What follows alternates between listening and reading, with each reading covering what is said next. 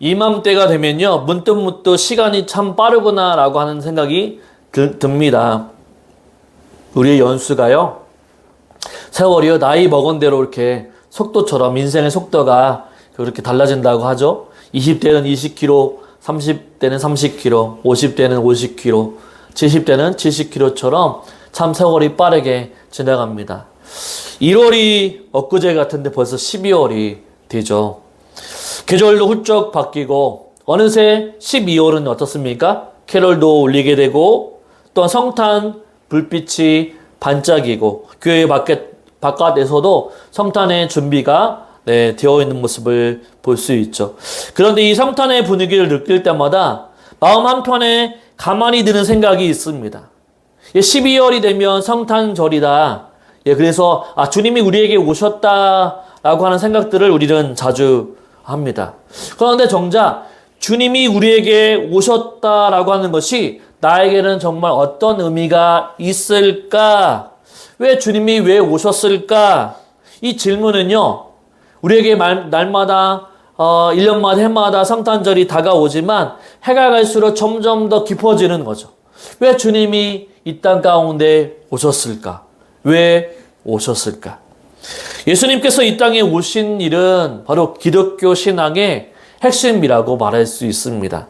하지만 성경은요, 그냥 오셨다, 아무 이유 없이 오셨다라고 말씀하는 것이 아닙니다. 그것만으로는 우리의 의문점을 해결할 수가 없는 거죠. 주님은 단순히 이 땅에 방문하신 것이 아니라 바로 만왕의 왕이신 예수님이 우리처럼 인간의 몸을 입고 우리처럼 오셨다라고 하는 거죠. 하늘의 영광을 뒤로하고 아무도 관심 갖지 않는 시골 마을에서 아기로 태어나시고 우리처럼 우리의 인간의 몸을 입으시고 우리처럼 걸어가시고 또한 우리처럼 많이 걸으시면 피곤해 하시기도 하시고 때로는 예수님은 외롭고 배고프고 또 사람들로부터 거절도 당하시면서 사셨습니다. 여러분, 전능하신 하나님께서 왜 그렇게 하셨을까요? 바로 우리의 삶을 더 가까이 이해하기 위해서 예수님은 오신 거죠. 우리와 같은 모습이 되셔서 우리의 마음을 더욱더 깊이 공감해 주시기 위해서 예수님은요, 이 땅에 우리의 몸을 입고 인간의 몸을 입고 이 땅에 오셨다라고 하는 거죠. 그래서 성탄은요, 단지 어떤 기쁨의 시즌이 아니라 가까이 오신 하나님, 이 땅에 나와 같은 몸으로 육신의 몸을 입고 오신 예수님을 만나는 시간, 은혜의 시간이라는 거죠. 바로 우리가 겪고 있는 외로움도 주님은 아시고 우리가 고통 가운데 있을 때 기도하면서 흘렸던 기도의 눈물도 아시고 우리의 형편도 아시고 또한 그분이 우리 슬픔과 걱정 이 모든 것들을 아시기 위해서 그분이 우리와 모든 것을 아시기 위해서 그분이 오셨다는 사실입니다. 이 한 가지 사실만으로 우리는요 바로 위로받고 다시 살아갈 힘을 얻게 된다라고 하는 거죠. 하나님은 하늘의 위에서 우리가 멀리 동떨어져서 우리와 내가 겪고 있는 아픔을 하나님은 모르시는 것이 아니라 예수님이 이 땅에 오심으로 말미암아 똑같이 아프고 힘들고 어려움을 겪으셨기 때문에 누구보다도 우리의 아픔과 우리의 눈물과 우리의 울부짖음을 너무나도 잘 아신다라고 하는 거죠. 바로 그래서 예수님은 우리와 함께 하시기 위해서 낮고 낮은 자리로 내려오셨습니다. 성경은요, 그 사실을 말씀이 육신이 되어 우리 가운데 거하셨다라고 말씀하고 있는 거죠. 하나님이 사람이 되셨다라고 하는 이 고백, 이 교리는요, 단지 하나님께서 나를 만나러 오셨다라고 하는 그런 것으로 끝나는 것이 아니라 하나님이 나를 너무나도 사랑하시고 나를 너무나도 만나고 싶어서 나를 존귀하게 여기고 싶어서 나를 너무나도 가까이 하고 싶어서 이 땅 가운데 내려오셨다라는 사랑의 표현인 거죠. 예수님은요, 우리를 너무나도 사랑하기 때문에 이 땅에 내려오셨고 함께하고 싶으셔서 이 땅 가운데 내려오신 것입니다. 오늘 이 말씀을 통해서 다시 한번 주님이 얼마나 나를 가까이 하기를 원하시는지 한번 말씀을 통해 느껴보시길 바랍니다. 그 주님이 오늘 또 내 삶 속에 계시고 나의 기쁨과 나의 아픔을 다 아시면서 내 이름을 부르시고 계십니다. 오늘 우리가 함께 나눌 이 말씀을 통해 바로 우리와 같이 되신 주님의 사랑 그리고 함께 하신 주님의 은혜를 새롭게 묵상하는 시간이 되기를 원합니다. 바로 말씀을 보면요. 첫째로 하나님은 바로 우리처럼 오셨다라고 하는 거죠. 우리 14절 말씀을 한번 읽어볼까요? 14절 같이 있습니다.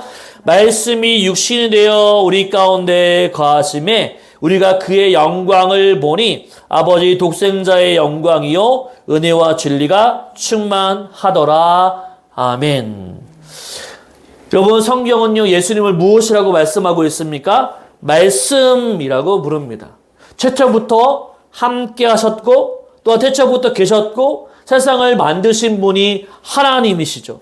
바로 그분이 바로 예수님이신데 그분이 말씀이라고 하십니다. 그러나 그 말씀이신 예수님이 어느 날 사람이 되어서 우리에게 오셨다라고 성경은 말씀하고 있는 거죠. 이것은 단순히 사람의 모양이 아니라 우리처럼 연약한 몸을 실제로 입고 오셨다라고 하는 뜻입니다. 바로 이 구절 안에 하나님의 사랑의 깊이가 온전히 우리 가운데 담겨져 있다라고 하는 거죠. 여러분, 하나님이신 바로 왕이시고 만왕의 왕이신 그분이 왜 인간의 몸을 입고 이 땅 가운데 오신 걸까요? 그냥 하나님께서 모든 것을 말씀으로만 해도 명령으로만 해도 다 모든 것이 이루어지는 그런 분이신데 하나님은 왜 이 땅 가운데 우리의 몸을 입고 오셨을까요? 굳이 우리 모습이 되실 이유가 있었을까요? 하나님은 바로 우리가 상상만으로도 높으신 그분 그대로 왕으로서 이 땅 가운데 내려오셨다고 한다면 모든 사람들이 예수님의 명령에 굴복하고 했을 것입니다. 그런데 예수님은 바로 육신의 몸을 입고 이 땅 가운데 가장 연약한 존재로 이 땅 가운데 오셨죠. 바로 그것은 무엇입니까? 성경은요, 우리를 사랑하시기 때문이다 라고 말씀하고 있는 것입니다. 우리를 사랑하고 있기 때문에, 나를 사랑하고 계시기 때문에 하늘의 모든 영광을 버리시고 이 땅 가운데 내려와 주셨다라고 하는 거예요. 다른 사람이 아니라 다른 형제들이 아니라 바로 나를 너무나도 사랑하시기 때문에 이 땅 가운데 오신 거죠. 여러분, 우리가 사랑을 많이 해보셨잖아요. 그죠? 네. 젊을 때 사랑도 해보고 또 우리 부부들끼리 사랑하고요. 여러분, 사랑하면 어떻습니까? 사랑하면요, 가까이 하고 싶고 더 이야기하고 싶고 더 가까이 하고 싶고 또 보고 싶은 것이 사랑이죠. 바로 그렇기 때문에 하나님은요, 우리를 인간적인 사랑보다 더 크신 사랑으로 우리를 사랑하시고 계시기 때문에 이 땅 가운데 모든 것을 버리시고 이 땅에 나를 사랑하시기 위해서 이 땅 가운데 오신 거죠. 우리처럼 아기의 모습으로 태어나시고 자라시고 땀 흘려 일해 주셨습니다. 예수님은 어떤 분이십니까? 사역을 하면서도요, 배고픔도 하셨고 또 피곤하면요, 쉬시기도 하셨고 슬퍼서 우신 적도 있습니다. 여러분, 이것은 무엇을 의미하냐면요, 우리가 겪고 있는 고통, 우리가 겪고 있는 외로움, 우리가 겪고 있는 억울함과 상처들, 바로 이런 것들을 멀리서 지켜보고 계신 분이 아니라 직접 겪으셨다라고 하는 거죠. 그래서 우리의 마음을 누구보다도 더 잘 아시는 분이 예수님이라는 사실입니다. 여러분, 우리가 인생의 모든 상황을 살아가다 보면요, 힘든 일이 너무나도 많습니다. 그래서 기도할 때 주님 정말로 힘듭니다 라고 고백할 때 주님은요, 그저 듣고 계시는 것이 아니라 우리의 똑같이 연약한 몸을 입고 이 땅 가운데 오셨기 때문에 우리의 마음을 더 많이 잘 아시는 분이시라는 사실이죠. 그래, 나도 너의 마음을 잘 알고 있어. 나도 그 길을 걸어갔단다. 나도 외롭고 슬프고 너무나도 힘들 때도 있었지. 너와 같은 아픔을 내가 잘 알고 있단다 라고 말씀하실 수 있는 분이 우리 예수님이라는 사실이죠. 여러분, 구약에 아브라함의 아내 사라가 있습니다. 사라는 어떻습니까? 오랜 세월 동안 아기가 없었죠. 때로는 웃음이 사라지고 마음이 지쳐버린 여인이었습니다. 하지만 하나님은요, 이 사라의 마음을 잊지 않으셨습니다. 하나님은 이 사라에게 약속을 허락해 주셨죠. 그 아픈 마음, 웃음이 사라져버린 마음. 그런데 그녀에게, 사라에게 바로 웃음을 되돌려 주셨습니다. 바로 이삭을 낳을 수 있었던 거죠. 그때 사라는요, 하나님이 나를 웃게 하셨다라고 고백했습니다. 바로 예수님은 그렇게 우리의 마음을 잘 아시는 분이십니다. 왜냐하면 그분이 우리와 같은 몸을 입고 오셨고 우리 삶의 무게를 함께 지고 걸어가셨기 때문이죠. 여러분, 인생 가운데에도 우리가 힘든 일이 있습니다. 그런데 우리가 기도하면 하나님이 우리의 기도 가운데 응답해 주십니다. 우리의 마음을 헤아려 주십니다. 우리의 마음이 평안함으로 되돌려 주십니다. 그 이유는 무엇입니까?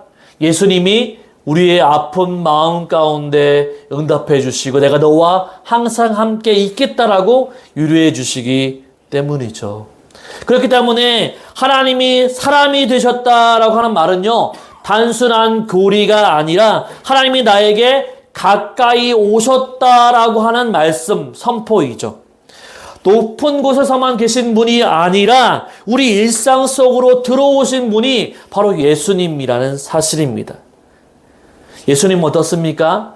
추운 마국간에서 태어나시고 또한 이름도 없는 나사렛이라는 동네에서 자라시고 가난하고 약한 자들의 친구가 되어 주셨습니다. 이 모든 모습은요, 우리에게 말하고 있는 거죠. 내가 너를 만나주러 왔다. 너를 외면하지 않는다. 내가 너와 함께하고 싶어서 이 땅 가운데 내려왔다라고 우리에게 말씀해주고 있는 거죠.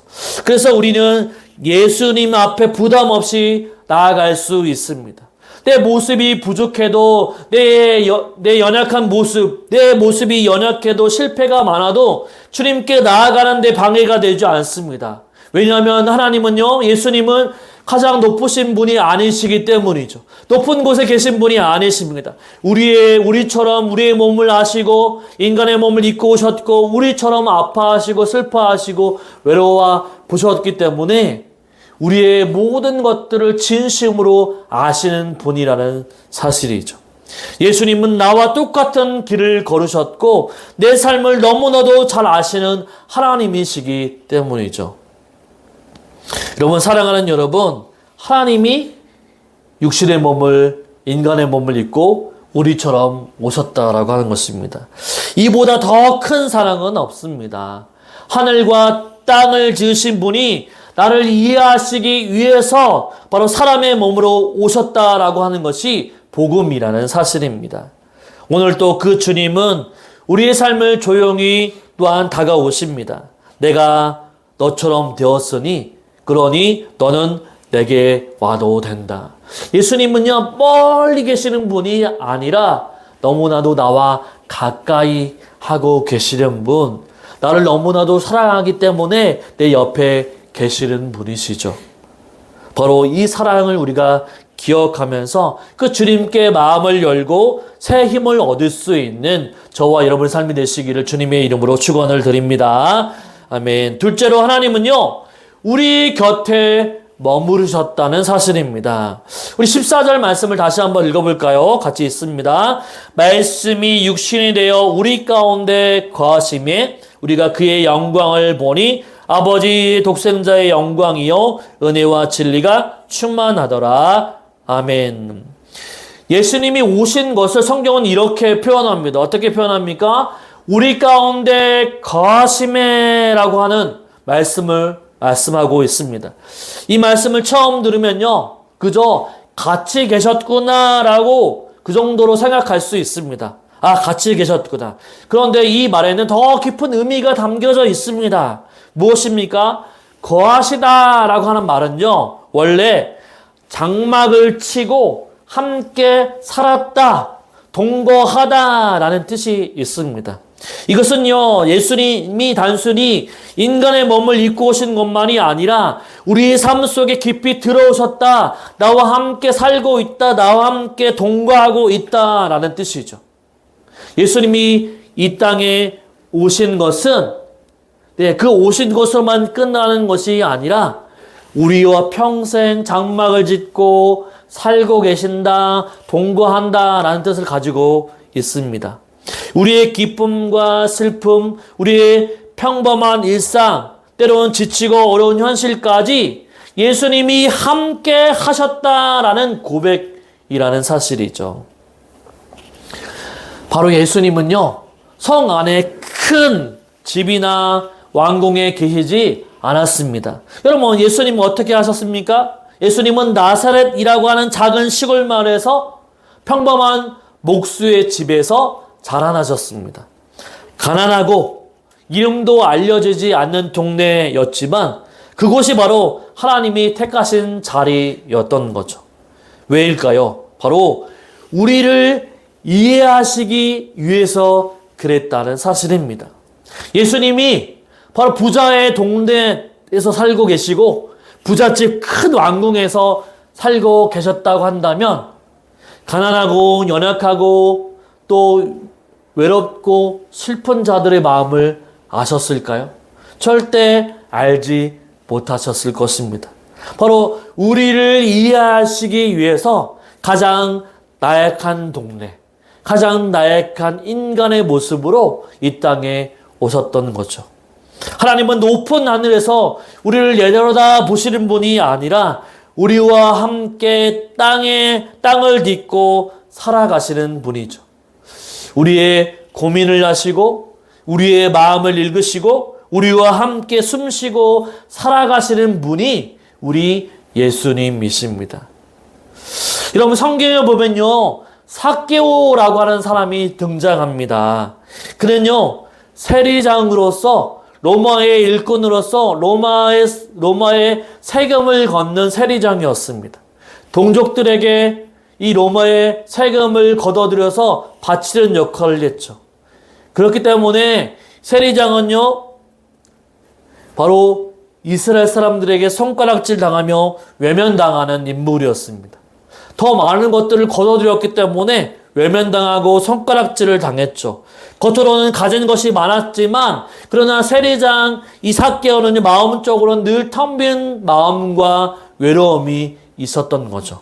그런데 예수님께서 그를 보시고 삭개오야 내려오라, 내가 오늘 너의 집에 유하여야 되겠다라고 말씀합니다. 이 말은요, 단순히 한 번 집에 방문하고 식사하는 것으로 끝났다라고 하는 것이 아니라 예수님이 삭개오의 마음 가운데 너의 삶에 들어가겠다, 삭개오와 함께 하겠다, 삭개오를 외면하지 않겠다라는 바로 주님의 선언이었습니다. 바로 그날 이후 삭개오를 만난 이후의 삶은 어떻습니까? 그가 예수님을 만나자 변화되었습니다. 더 많이 거둬들였던 것은 더 많이 나누어지고 주님의 사람으로 변화되었던 것이죠. 여러분, 은혜는요, 머리로 배우는 것이 아니라 주님이 함께 하실 때 실제가 되는 것임을 보여주는 장면이죠. 바로 삭개오가 주님을 만났을 때 은혜가 들어오게 되고 은혜의 현장 가운데 있을 때 바로 삶이 변화되었다라는 거죠. 예수님은 지금도 그런 마음으로 우리를 찾아오고 계십니다. 바쁘고 지친 일상, 아무도 내 마음속을 몰라주는 것 같은 하루, 괜히 눈물이 날 것 같은 그런 날에도 바로 예수님은 우리 곁에서 내가 너와 함께하고 싶다. 나는 끝까지 너를 바로 놓지 않는다. 라고 말씀하고 계시는 거죠. 여러분, 세리 같은 존재여도 다른 사람들에게 비방당하고 외면당해도 바로 예수님은요, 세리와 같은 존재를 찾아가시는 주님이십니다. 가장 연약하고 가장 나약한 존재를 찾아가서 위로해 주시는 분이 우리 예수님이라는 사실이죠. 예수님은 지금도 그런 마음으로 우리를 찾아오십니다. 바쁘고 지친 일상, 아무도 내 마음을 알아주는 그런 사람이 없다 할지라도 주님은 일일이 우리 마음 가운데 찾아가 주셔서 내가 너의 마음을 안다. 나와 함께 하렴이라고 우리를 초대하고 계시는 거죠. 주님은 화려하고 잘 정돈된 곳만 찾지 않으십니다. 우리처럼 외롭고 힘들고 고된 인생을 살아가는 인생에게도 주님은 여전히 실패하는 인생 가운데도 주님은 여전히 우리를 찾아와 주신다라고 하는 거죠. 여러분 생각해 보십시오. 하나님께서 성공한 인생만 찾으러 가셨다라고 한다면, 돈이 많은 사람들에게만 찾으러 가셨다고 한다면 이 땅에 구원받을 만한 사람이 얼마나 있을까요? 바로 예수님은 그렇기 때문에 바로 가장 연약한 자리, 가장 낮은 자리에 태어나셨고 바로 우리를 위해서 너무나 사랑하시기 때문에 이 땅에 오신 것입니다. 혹시 여러분의 마음에도 이런 기도가 있을지 모르겠습니다. 주님, 요즘 제 마음이 어수선하고 제 안이 텅 빈 것 같습니다. 그런데도 주님, 저와 함께 하실 수 있나요? 라고 기도할 때가 있죠. 주님, 저는 너무나도 힘듭니다. 예배드리지 못합니다. 말씀을 읽을 힘도 없습니다. 기도가 나오지 않습니다. 그런데도 주님, 내가 주님을 찾을 수 있을까요? 그럴 때마다 우리가 주님 앞에 나아가게 되면 어떻습니까? 주님은요, 절대로 우리를 외면하지 아니하시고 그래 잘 왔다라고 다독여 주시며 다시 한번 하나님과의 관계가 회복되는 역사가 일어나게 된다라고 하는 거죠.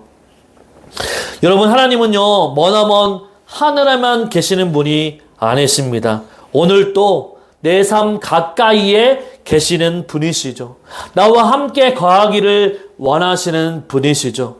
나와 함께 거하기 위해서, 나와 동행하기 위해서, 내 안에 머무르시기 위해서 바로 나를 너무나도 사랑하시기 때문에 예수님은 이 땅에 오신 것입니다. 그러므로 저와 여러분, 주님과의 멀어졌던 관계가 있다고 한다면 바로 변하지 않는 주님의 사랑 때문에 오늘도 주님과 함께 동행하고 주님 안에 거하는 삶을 살아갈 수 있는 저와 여러분의 인생이 되시길 주님의 이름으로 축원을 드립니다. 아멘. 세 번째로 하나님은요, 우리에게 은혜와 진리를 주셨다는 사실입니다. 우리 14절 다시 한번 읽어볼까요? 14절입니다. 말씀이 육신이 되어 우리 가운데 거하심에 우리가 그의 영광을 보니 아버지의 독생자의 영광이요 은혜와 진리가 충만하더라. 아멘. 예수님께서 우리 가운데 거하셨을 때, 이 땅에 오셨을 때 그분 안에 특별한 것이 가득 차 있었습니다. 그것이 무엇일까요? 바로 본문에 나와 있는 은혜와 진리가 충만했다라고 얘기하고 있습니다. 성경은요, 은혜와 진리가 충만하더라라고 얘기하고 있습니다.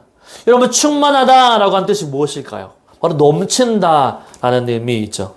모자라지 않고 부족하지 않고 누구든지 그 앞에 나오기만 하면 받을 수 있는 그 넉넉하고 끝없는 하나님의 사랑과 생명의 진리가 바로 예수님 안에 가득했다라고 하는 것입니다.